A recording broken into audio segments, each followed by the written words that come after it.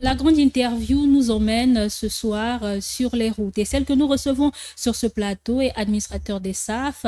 Elle est ingénieure en management maritime et portuaire et depuis peu, elle est responsable nationale du tout nouveau bureau de gestion du fret terrestre, le BGFT en abrégé, et elle cumule 13 ans d'expérience dans le secteur des transports et de la logistique.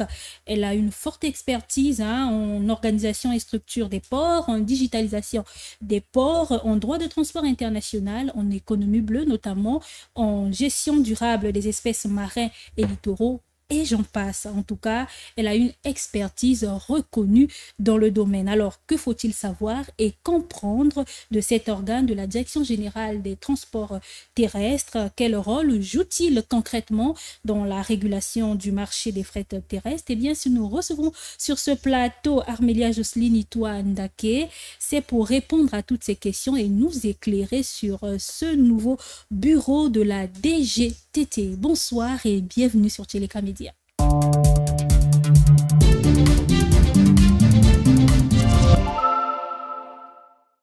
Je le disais tantôt, nous recevons sur ce plateau Armélia Jocelyne Itoa Ndake, responsable nationale du BGFT. Bonsoir Madame Itoa. Bonsoir Madame. Bienvenue sur Téléka Média et dans la grande interview. C'est moi qui vous remercie pour votre invitation. Alors, le bureau de gestion du fret terrestre a été mis sur pied il y a peu. Vous qui êtes à la tête de ce nouveau bureau aujourd'hui, pourquoi cet outil et pourquoi maintenant? Alors, pourquoi maintenant? Simplement parce que cela part d'un constat. Cela part d'un dysfonctionnement observé. Il y a ces multiples tracasseries en perpétuelle croissance au regard des barrières physiques et non physiques que les transporteurs doivent franchir pour arriver à destination. Il y a cette inexistence des statistiques des flux des échanges. Il y a ce manque de régulation du marché du fret. Nous avons également aussi la fuite des capitaux due au non-recouvrement des recettes fiscales et parafiscales. Il y a ce manque de traçabilité des marchandises. Nous avons eu également aussi à constater ce processus traditionnel papier inefficace, alors que nous tendons aujourd'hui vers un monde totalement digitalisé. Ce sont là tous ces obstacles qui ont conduit au jour d'aujourd'hui la création du bureau de gestion de fret terrestre. Mais quel en est l'intérêt en réalité? Madame, vous savez, on ne peut aujourd'hui parler d'intégration régionale sans qu'il y ait une véritable synergie des acteurs économiques commerciaux tout le long des axes routiers, notamment à travers donc, les frontières ou encore dans les zones de contrôle. Ce n'est pas possible. Il y a également un autre point à souligner, c'est que ces marchandises diverses qui circulent en cabotage ou encore sur les extrémités de la route, en pré post-acheminement, en interne ou encore à travers donc, les frontières, ne sont pas maîtrisées. Ce flux de marchandises-là, c'est exactement la mission à laquelle la Direction générale des transports terrestres, organe technique qui assiste le ministre dans l'exercice de ses attributions en matière de transport terrestre, a la mission de maîtriser, d'encadrer et de contrôler à travers donc, le bureau de gestion de fret terrestre. Alors, avant d'évoluer dans notre discussion, un petit flashback en 2024, notamment les 4 et 6 décembre de l'année qui vient de s'achever. Il s'est tenu à Pointe-Noire un événement marquant lié à votre institution. Quel sens donner à ce rendez-vous et que faut-il retenir d'essentiel de ce qui s'est dit là-bas? Du 5 au 6 décembre, il s'est tenu à Pointe-Noire, comme vous avez su le souligner, le lancement officiel du bureau de gestion de fret terrestre. Sous le thème BGFT, outils de diversification de l'économie au Congo au sein de la ZECAf. Cette cérémonie était sous le patronage du ministre des Transports, de l'aviation civile et de la marine marchande. Ces rencontres ont permis de côtoyer, d'échanger avec ces acteurs de la chaîne logistique sur les opportunités de coopération de cet outil de gestion publique. Il était également aussi question de présenter les outils du BGFT au service des transporteurs et des chargeurs. Et le moment le plus fort, c'était le retour d'expérience que nous avons eu parce que nous avons convié à ce lancement les bureaux des gestions des autres pays. Donc, nous avons eu donc la participation du BNFT, qui est le Bureau national du fret terrestre du Tchad, qui était très fortement représenté. Nous avons eu la participation du BGFT Cameroun, donc le Bureau de gestion du fret terrestre du Cameroun. Nous avons eu également la participation du BARC, qui est donc le Bureau d'affrètement routier centrafricain, qui était d'ailleurs accompagné par le DG du Conseil centrafricain des chargeurs. Mais à côté de ces partenaires-là bilatéraux, nous avons eu également ces experts au niveau national et au niveau régional. Au niveau régional, donc, nous avons eu ces experts-là qui sont venus tout droit de la Côte d'Ivoire, avec qui nous avons échangé largement sur ce retour d'expérience, encore une fois, mais également les bonnes pratiques en ce qui concerne la gestion du fret terrestre. Je tiens à préciser une chose, que ce lancement est un indicateur de performance, de la volonté du gouvernement et du ministère des Transports, de l'aviation civile et de la marine marchande de se mettre au diapason des politiques intégrées du développement de l'industrie du camionnage au niveau de la sous-région. Et quelles ont été les recommandations, j'ai envie de dire, les plus fortes de ce grand rendez-vous de Pointe-Noire? Alors, en ce qui concerne donc les recommandations fortes, comme vous avez su le dire, il y a celui de créer un fonds de garantie pour la construction des aires de stationnement, pour la construction des écoles de fret, mais également aussi pour le renouvellement des parcs automobiles. Il y a eu aussi celui de diminuer la multiplicité des services pour une unification des process. Nous avons eu également celui de la signature des conventions bilatéraux avec ces pays qui sont frontaliers au Congo. Alors, venons-en au vif de notre entretien. Le bureau de gestion du fret terrestre, BGFT, de quoi s'agit-il concrètement pour les internautes qui nous suivent? Alors, le bureau de gestion de fret terrestre est un outil de l'industrie du camionnage et de l'harmonisation de la politique des corridors au niveau de la sous-région. Mais avec votre permission, permettez-moi de faire un brin de rappel.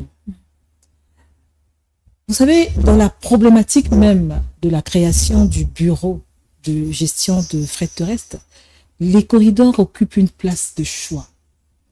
Il sera donc pour moi intéressant de revenir sur la définition et en même temps les différents aspects qu'il recouvre. Allez-y. Sur un point économique, sa fonction consiste à promouvoir les échanges internes et externes en offrant, bien entendu, les services logistiques et de transport efficaces.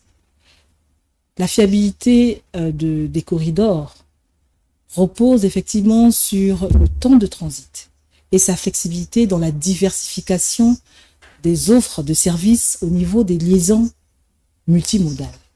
Ce qui m'emmène donc à définir les corridors comme étant un ensemble des routes reliant les centres économiques des ports et des pays.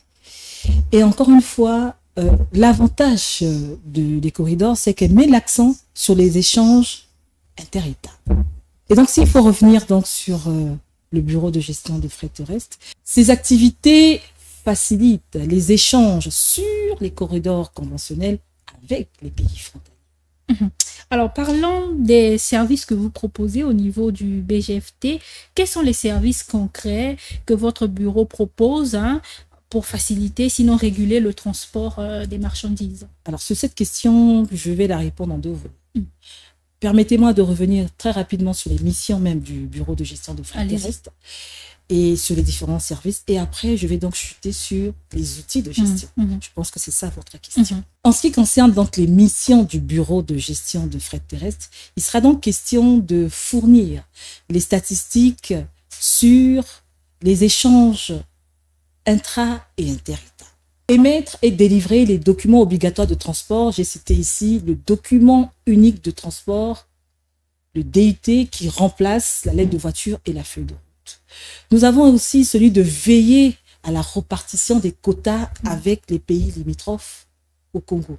Il y a aussi celui de faciliter, on va dire ça comme ça, la collecte de tout ce qui est taxes et impôts pour le compte de l'État et pour le compte également des collectivités locales. Nous avons également celui de veiller à la réglementation en vigueur en ce qui concerne le transport des marchandises. Les différents services que nous avons au niveau du bureau de gestion de fret terrestre, nous avons un service technique de l'Observatoire des transports des marchandises. Nous avons un service qui va traiter essentiellement de tout ce qui est lutte contre la fraude et les actes répréhensibles.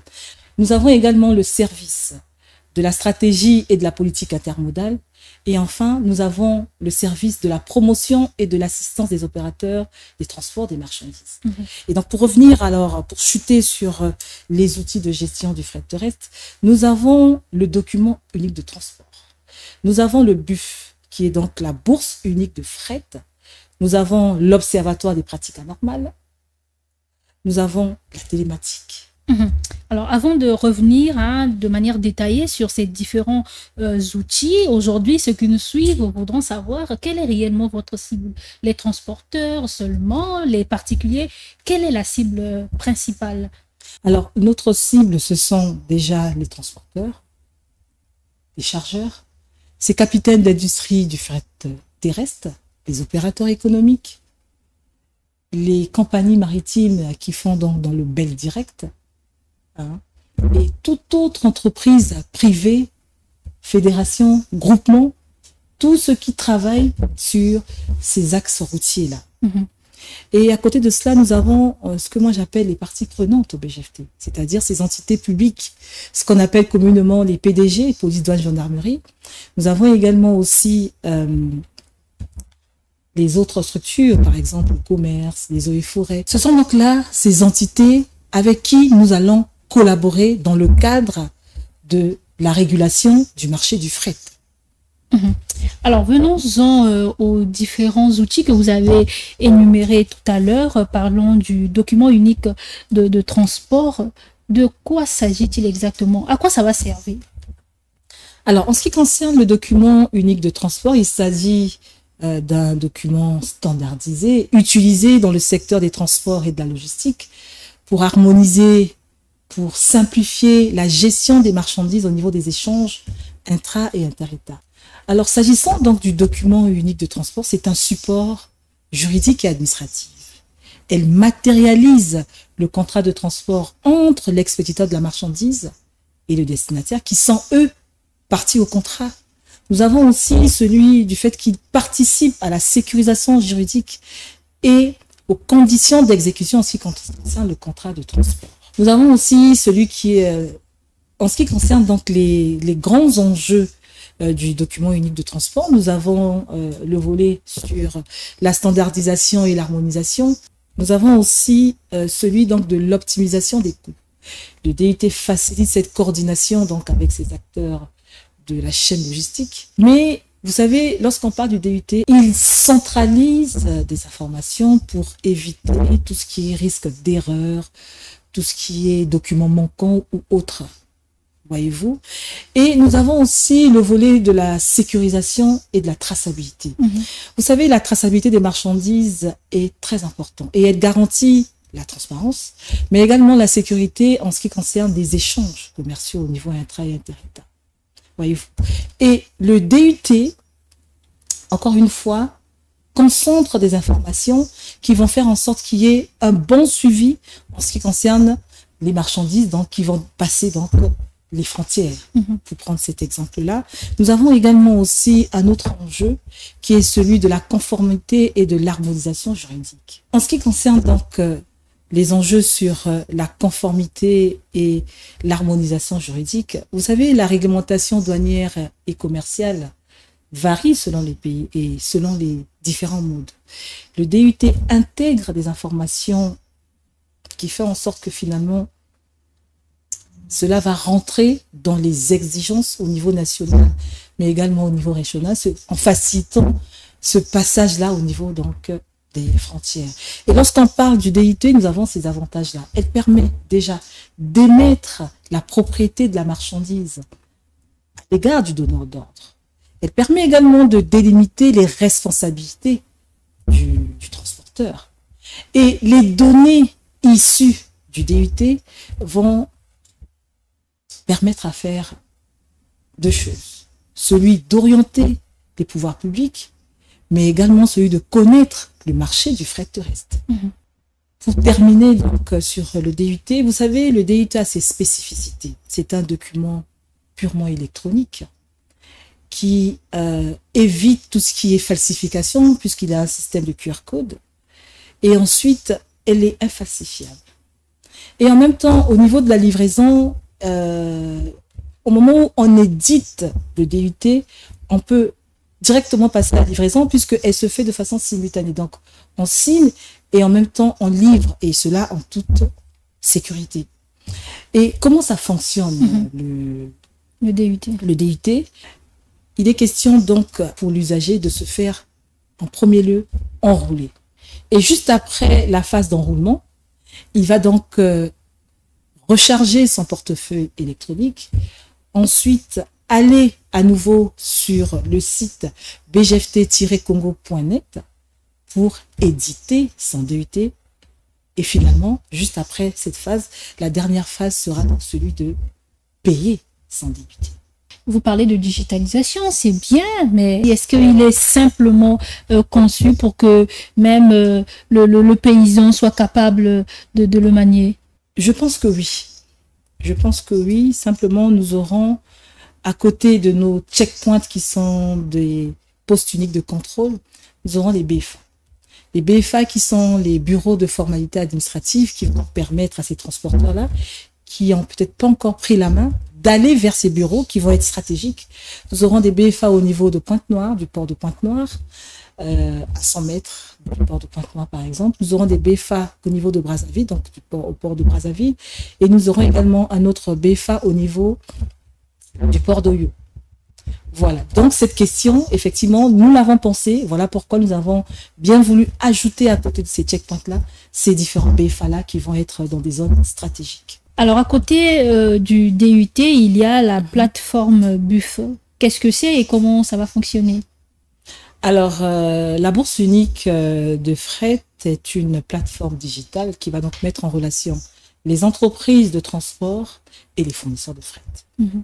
C'est un véritable cas idéal pour ces transporteurs-là qui recherchent du chargement et pour les commissionnaires qui recherchent donc des véhicules. Comment ça marche? Le transporteur, le chargeur vont donc devoir aller en ligne pour avoir le maximum d'informations sur le produit ou encore sur le moyen de transport. Et juste après cette phase, il y a la phase de négociation sur les conditions du contrat de transport. Et toujours par le même canal, la signature donc se fera, tout simplement. Alors parlons donc de l'OPA et de la télématique. S'agissant donc de l'OPA, qui est donc l'Observatoire des pratiques anormales, cet outil va donc gérer tout ce qui est prélèvement illicite, contrôle abusif, lutte contre la fraude. Rappelez-vous que dans les services que nous avons un service qui va s'occuper essentiellement sur la lutte contre la fraude et autres actes répréhensibles. Il s'agit exactement de cela, au niveau donc du territoire national. Alors, qu'en est-il de la télématique? S'agissant donc de la télématique, il s'agit ici donc d'un outil spécifique qui permet donc d'optimiser tout ce qui est gestion de la flotte pour améliorer l'efficacité, pour améliorer la rentabilité, mais également la sécurité en ce qui concerne les opérations de transport. C'est un levier important pour ces entreprises-là qui veulent rester compétitifs dans cet environnement logistique en perpétuel mouvement, on va dire ça comme ça. La télématique va donc transformer le transport des marchandises en un écosystème intelligent et connecté, en améliorant l'efficacité opérationnelle et la satisfaction du client. Elle combine tout ce qui est technologie, je parle ici donc de la géolocalisation, donc le système GPS, les capteurs embarqués, la communication sans fil. Vous savez, lorsqu'on parle de la gestion de la flotte, il s'agit ici d'avoir un aperçu sur des informations concernant le véhicule. Donc, avec cet outil, on peut réellement savoir la consommation du carburant.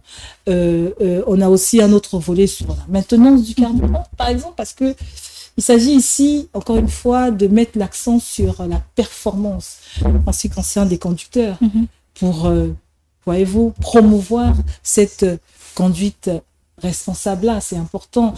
Pour un opérateur, par exemple, qui transporte soit des produits périssables ou encore des produits pharmaceutiques, il est question ici qu'il sache à peu près la température, la vibration, l'humidité. En ce qui concerne, par exemple, la communication sans fil, cette communication permet de maintenir en liaison le client, le dispatching et le chauffeur. Et là, en temps réel, on a des informations, des remontées sur, par exemple, des incidents, des embouteillages qu'il peut y avoir, effectivement, sur le long du trajet. Alors, j'ai envie de revenir très rapidement sur le DUT avant que vous nous présentez le spécimen, parce que les gens ont envie de comprendre à quoi ça va ressembler. Ce DUT, est-ce que c'est pas une taxe de trop aujourd'hui pour les transporteurs qui se plaignent déjà de plusieurs autres taxes? Madame, lorsque nous avons démarré cet entretien, je suis revenue sur le dysfonctionnement qui a poussé à ce que l'on crée ce bureau de gestion de fret terrestre. Il est question ici d'améliorer le pouvoir d'achat et réduire au maximum le coût du panier d'un ménagère. Comment on va s'y prendre? Il y aura donc cette réduction des points de contrôle. Vous savez, lorsque je citais ces différents dysfonctionnements-là, j'ai parlé des coûts opérationnels élevés. Donc, il est question ici de réduire au maximum les points de contrôle, ce qui permettra donc d'augmenter la fluidité du trafic et automatiquement, il y aura une incidence sur le prix du transport. Sur un deuxième volet, en ce qui concerne donc les outils du BGFT, nous avons le DUT. Au niveau du DUT, par exemple, tout à l'heure, nous allons projeter donc le spécimen, vous allez mieux comprendre ce que je dis. Il y a cette transparence au niveau de la facture, au niveau de la facture en ce qui concerne le prix du transport. Voyez-vous? Et cela va donc favoriser la concurrence. Et ce jeu de concurrence va faire en sorte que le prix du transport baisse, puisque nous aurons tout simplement une concurrence saine. Voyez-vous? Et enfin, nous avons encore une fois un autre outil qui est celui donc de la gestion de la flotte, qui nous permet d'avoir réellement les coûts d'exploitation.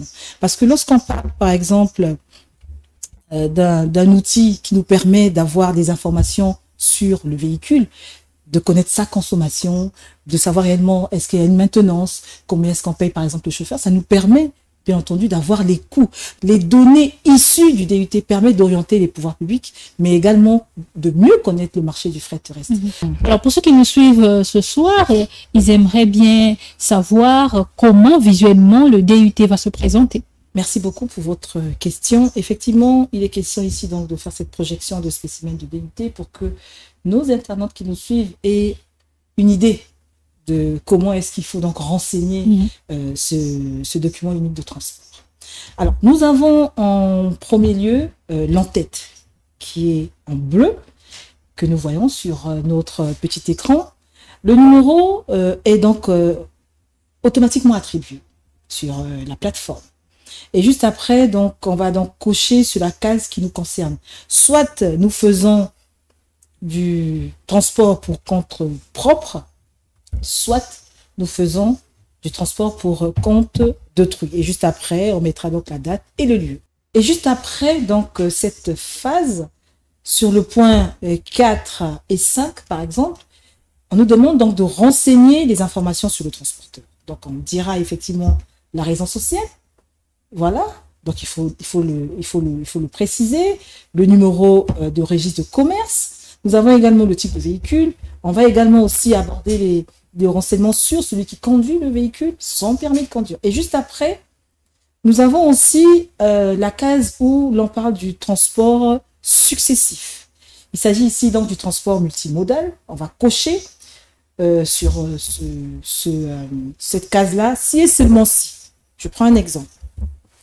Nous avons par exemple un camion qui prend la cargaison, qui part de Pointe-Noire à Dolisie, et un deuxième camion qui part de Dolisie à Brazzaville. Il s'agit ici de deux destinations. Il ne sera pas facturé, et on va juste, donc c'est une cargaison qu'on change. Donc, il faut juste le préciser sur cette case-là.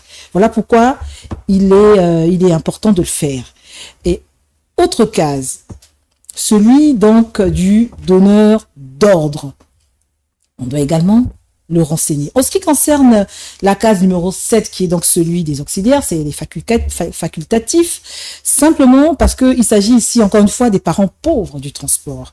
Ce sont ce qu'on appelle communément des apprentis, donc des manutentionnaires, qui vont donc devoir nous servir en ce qui concerne la manutention. Lorsqu'on a besoin donc de charger ou de décharger de la marchandise, ils vont être contactés. Donc, on parle ici de l'entreprise, encore une fois. Donc, on va y mettre donc la raison, l'adresse et également le registre de commerce.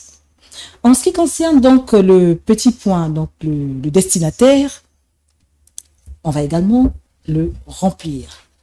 Et au niveau donc des instructions donc particulières, ce sont là les incoterms, encore une fois. Donc, par exemple, si la cargaison doit arriver dans une semaine, hein, je prends ici donc un exemple de un cas d'école, cela doit être renseigné. Et s'il y a par exemple un retard, donc le remboursement se fait par la partie, par un des parties au contrat. Donc je parle ici donc du transporteur, puisque c'est lui qui a occasionné ce retard-là. Et donc, juste après, nous avons le point 10 sur la marchandise. Ici également aussi, nous allons donc, sur la marchandise, nous allons donc renseigner également la marchandise. En ce qui concerne par exemple il y a également il y a les cases sur l'emballage, ça également, soit c'est sur un conteneur, soit voilà, on précise tout ça. C'est des exemples vraiment que je prends pour être beaucoup plus précise dans mon explication. Nous avons également la partie nature de la marchandise. Cette case également, elle est très très très importante parce qu'elle est basée sur le code harmonisé des Nations Unies, c'est-à-dire des douanes. Au niveau de la nature, il s'agit ici donc du code harmonisé. Il permet de savoir exactement la nature de la marchandise. Je prends un exemple simple. C'est encore une fois de plus un cas d'école. Il faut préciser, par exemple, je prends la tomate. Soit on transporte de la tomate fraîche, soit on transporte par exemple de la tomate en boîte. C'est important de le préciser. Pourquoi? Simplement parce qu'on va devoir donc avoir des statistiques fiables sur la nature de la marchandise qui entre et qui sort dans le territoire national. Il s'agit encore une fois du système harmonisé, c'est-à-dire des Nations Unies. Ensuite, au niveau de la case documents annexes. Au niveau de la case documents annexes, voilà, cette case, elle est très, très, très importante. Et juste après, au niveau donc de la case 11, c'est la facture. Voilà. Donc, la facture, et là, encore une fois, on précise également le prix de transport et tout ce qui est prestations complémentaires. C'est donc important. Alors, dans la case 12, 13 et 14, la case qui est au milieu, donc la case 13, nous devons automatiquement mentionner la date effective de l'arrivée ou du départ. Donc, idem pour l'autre partie qui est celui de la prise en charge, au niveau du chargement. Voyez-vous, au niveau donc de la case 15, qui est celui de autres prestations, on doit préciser quelque chose. Très souvent, on va demander à un transporteur de venir prendre, par exemple, votre cargaison et vous n'avez pas d'emballage. Voyez-vous, s'il doit venir avec des palettes, ces palettes-là vont être facturées. Voilà qui est très clair pour ceux qui nous suivent ce soir. Alors, revenons sur la collaboration avec d'autres acteurs du transport. Comment vous allez collaborer ensemble? Tout à l'heure, vous parliez des checkpoints. Les internautes voudraient bien comprendre comment cela va fonctionner. Le maître mot ici, c'est célérité, diligence dans les opérations de transport. Parce que nous aurons, vous l'avez dit, des checkpoints qui vont être dans des zones stratégiques et qui vont être placés. Et donc, il est question ici d'avoir cet esprit de PCUF. Pour ceux qui sont arrivés jusqu'à Ntam, il y a ce PCUF-là qui existe au niveau de la frontière de Tam qui permet à ce que tous les acteurs qui opèrent dans le secteur des transports puissent tous se regrouper pour cette fluidité, cette transparence, cette célérité dans les opérations. C'est le même esprit que les checkpoints DUT. Voilà. Donc, il y aura ces entités-là qui vont être aussi avec nous au niveau des checkpoints. C'est vrai que nous avons à travailler avec ces responsables-là qui vont être en charge donc des checkpoints, d'autres qui vont être donc en charge de la clientèle, et ceux qui vont être donc les responsables de balises là. Mais à côté, nous aurons aussi ces entités qui vont être avec nous. Vous voyez vous-même dans la projection comment est-ce que vous voyez le VIP, la salle VIP, la salle réception, là où se trouve donc l'agent de BGFT juste à côté. Nous aurons ces agents-là qui vont aussi être là avec nous pour qu'on travaille en toute harmonie, en toute transparence pour le bien-être donc de notre route. Voilà à peu près. Donc, il y a ce réseau de checkpoints qui va être là. Il y aura les BFA qui vont être là aussi. Voilà, pour pouvoir donc harmoniser, travailler dans la sérénité pour finalement atteindre les objectifs que nous voulons nous fixer pour le compte donc du Bureau de gestion des frais terrestres. Alors, nous sommes à la fin de notre entretien qui a été, je l'espère, pour nos internautes très captivant. Un dernier mot. L'opérationnalisation du Bureau de gestion des frais terrestres passera par cette collaboration avec ces entités publiques, au bénéfice des transporteurs et des chargeurs, pour une meilleure appropriation de cet instrument de régulation du fret terrestre. Finalement, il est question de transformer nos routes en des artères économiques vitales et nos frontières en des ponts d'accès à la prospérité. Merci Madame Itoa d'être passée ce soir. C'est moi qui vous remercie pour votre invitation, madame. Alors, je rappelle que vous êtes responsable national du Bureau de gestion du fret terrestre. Merci à vous de nous avoir suivis. Pour plus d'informations, pour des informations complémentaires, je vous invite à checker les plateformes digitales du BGFT. On se dit à très bientôt pour un autre numéro de la grande interview. Portez-vous bien.